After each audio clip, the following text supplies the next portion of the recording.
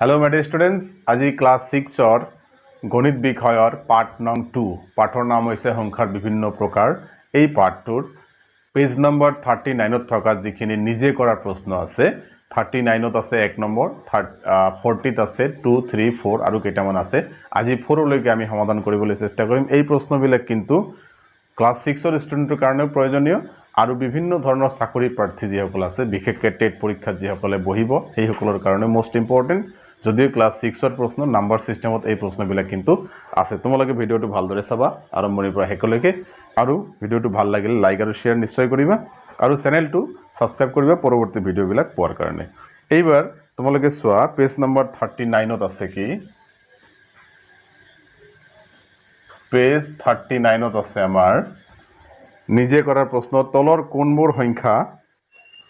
2 5 আৰু 10 এৰে বিভাজ্য ইয়াত কিছুমান প্ৰশ্ন দিয়া আছে মই 1 নম্বৰৰ নিজে কৰাৰ প্ৰশ্নৰ 1 ৰ এই নম্বৰটো লৈছো 194 আমি ক'ব লাগে এই সংখ্যাটো ইয়াতে আমাক তিনিটা সংখ্যা দিছে 2 5 আৰু 10 এই সংখ্যাটো কিহেৰে হৰণ হ'ব 2 এৰে হ'ব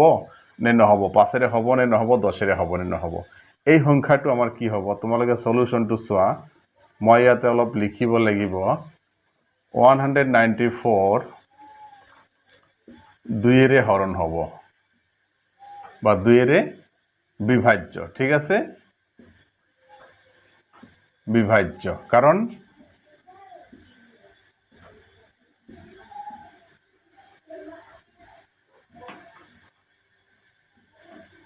এককৰ স্থানৰ অঙ্কটো 4 ঠিক আছে এককৰ স্থানৰ অঙ্কটো 4 আছে অৰ্থাৎ যুগ্ম আছে গতিকে 2 এৰে বিভাজ্য হ'ব এবাৰ বি নম্বৰটো চোৱাচোন বি নম্বৰ 2748 এই সংখ্যাটো আমাক কি সংখ্যা দিছে 2 5 আৰু 10 এই তিনিটা সংখ্যাৰ কি সংখ্যাৰে হৰণ যায় আমি বা বিভাজ্য হয় আমি লিখিব লাগে এই 2748 সংখ্যাটো কি হ'ব 2 এৰে তো হৰণ হ'ব তাৰ কাৰণ একক স্থানত আমাৰ কি আছে 8 আছে তো 2748 2 এৰে বিভাজ্য কাৰণ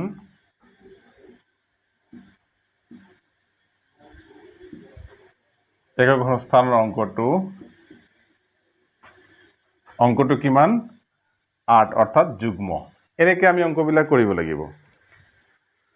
তো মনৰ ছাত্ৰসকল তোমালোকে ভিডিওটো মনোযোগেৰে চাবা এতিয়া সি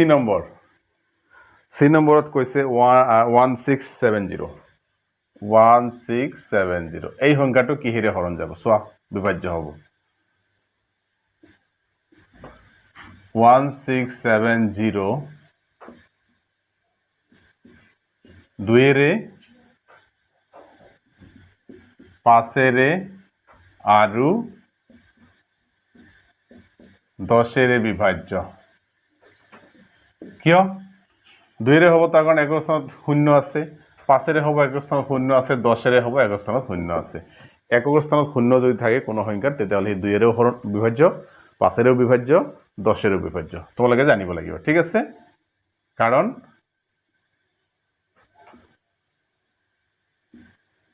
এককৰ স্থানৰ অঙ্কটো 0 ঠিক আছে এইটো আমাৰ হল এইবাৰ ডি নম্বৰটো চোৱা ডি নম্বৰ দিছে 23040 ঠিক আছে 23040 এই সংখ্যাটো আমাৰ একক স্থানত কি আছে 0 আছে গতিকে 2 এৰেও বিভাজ্য 5 এৰেও বিভাজ্য আৰু 10 এৰেও বিভাজ্য তোমালোকে লিখি লবা এতিয়া ই নম্বৰটো চোৱা 1256 এই সংখ্যাটো কিহেৰে হৰণ যাব যেহেতু একক স্থানত 6 আছে যুগ্ম সংখ্যা আছে এটো 2 এৰে হৰণ হ'ব ঠিক আছে এটো কিন্তু 5 এৰেও হৰণ নহব 10 এৰেও নহব তোমালোকে লিখি লবা এতিয়া এফ নম্বৰটো সলভ তোমালোকে মই কিন্তু ডিটেইলছ লিখি দিলো গোটেই অংক এনেকৈ লিখিব লাগিব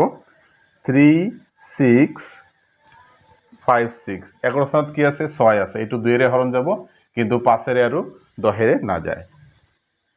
জি নম্বৰটো চোৱা 4608 একৰ স্থানত 8 আছে এইটো 2 বিভাজ্য 5 আৰু 10 বিভাজ্য নহয় ঠিক আছে এইচ নম্বৰটো চোৱা 47215 এই সংখ্যাটোৰ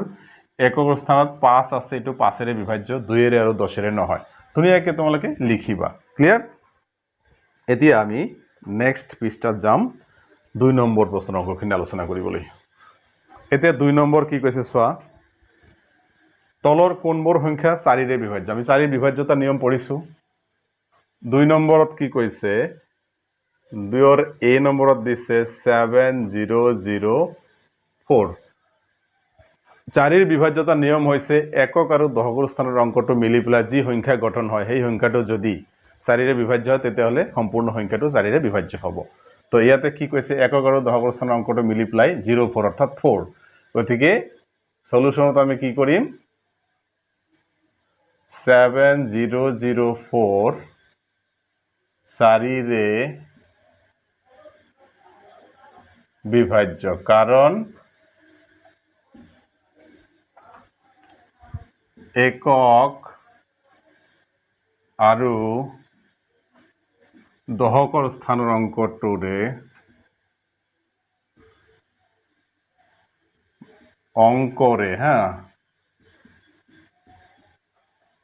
গঠিত সংখ্যাটো 4 বিভাজ্য ঠিক আছে তো একক আৰু দশকৰ স্থানৰ অংকটোৰে যি সংখ্যাটো গঠন হৈছে 04 হি 4 বিভাজ্য গতিকে এই পুৰা সংখ্যাটো 4 বিভাজ্য হ'ব মই কিন্তু গোটেইখিনি অংকতে এইবিলাক নিলিখিম তোমালোকে নিজে লিখিবা মই এটো বুজোৱাৰ কাৰণে লিখি দিলো ঠিক আছে এইবাৰ বি নম্বৰ অংকটো চোৱা বি নম্বৰত কৈছে 9208 এইবাৰ চোৱা একক আৰু দশকৰ স্থানৰ অংক মিলি পেলাই কি হয় 08 হয় তো 08 4 এ ডিভাইড হ'ব হৰণ যাব বিভাজ্য হ'ব গতিকে ই 4 বিভাজ্য ঠিক আছে এতে সি নম্বৰটো কি কৈছে চোৱা 7218 তো একক আৰু দশকৰ স্থানৰ অংক মিলি পেলাই কি হ'ব 18 হ'ল এই 18 টো আকৌ 4 হৰণ না যায় বা বিভাজ্য নহয় গতিকে ই 4 বিভাজ্য নহয় ঠিক আছে ডি নম্বৰটো চোৱা 3000 এতে একক আৰু দশকৰ স্থানৰ অংক দুটা মিলি পেলাই কি শূন্য হ'ব শূন্য তো 4 হৰণ হ'বই গতিকে ই 4 বিভাজ্য ঠিক আছে এতিয়া ই নম্বৰটো চোৱা 4240 এতে একক আৰু দশকৰ স্থানৰ অংকটো মিলি পেলাই 40 গঠন হৈছে 40 তো 4 হৰণ হয় বা বিভাজ্য গতিকে এই সংখ্যাটো 4 বিভাজ্য তাৰপিছত আমাৰ এপ নম্বৰটো কিন্তু লিখিব লাগিব ওকে তোমালোকে লিখিবা যে 4240 4 বিভাজ্য কারণ একক আৰু দশকৰ স্থানৰ অংকৰে গঠিত সংখ্যাটো 4 বিভাজ্য ক্লিয়াৰ এইখিনি কথা লিখি লবা এপ নম্বৰটো চোৱা তোমালোকে 5230 এতিয়া এই যে 3 আৰু 0 একক আৰু দশক মিলি পেলাই 30 হ'ল এই 30 টো তো 4 বিভাজ্য নহয় গতিকে এই সংখ্যাটো 4 বিভাজ্য নহব মনৰ ছাত্ৰ-ছাত্ৰীসকল তোমালোকে নোট ডাউন কৰি লোৱা এতিয়া পৰৱৰ্তী প্ৰশ্ন 3 নম্বৰটো আলোচনা কৰিম 3 নম্বৰত কৈছে তলৰ কোনবোৰ সংখ্যা 8 বিভাজ্য তোমালোকে চোৱা 3 নম্বৰত কি কি আছে 3 নম্বৰৰ এ টু চোৱা আগতে 1 2 3 8 আমাৰ 8 বিভাজ্য হ'বলৈ হলে আমি কি চিন্তা কৰিব লাগিব একক দশক আৰু শতক স্থানৰ তিনিটা অংকৰে মিলি পেলাই যি সংখ্যা গঠন হয় অৰ্থাৎ একক দশক শতক এই তিনিটা অংকৰে 238 গঠন হল এই 238 8 বিভাজ্য নহয় গতিকে এই সংখ্যাটো 8 বিভাজ্য নহব তোমালোকে লিখিব লাগিব 1 2 3 8 8 বিভাজ্য নহয় কাৰণ একক দশক আৰু শতকৰ স্থানৰ অংকৰে গঠিত সংখ্যাটো 8 বিভাজ্য নহয় এইখিনি কথা লিখি দিবা হৈ যাব এটো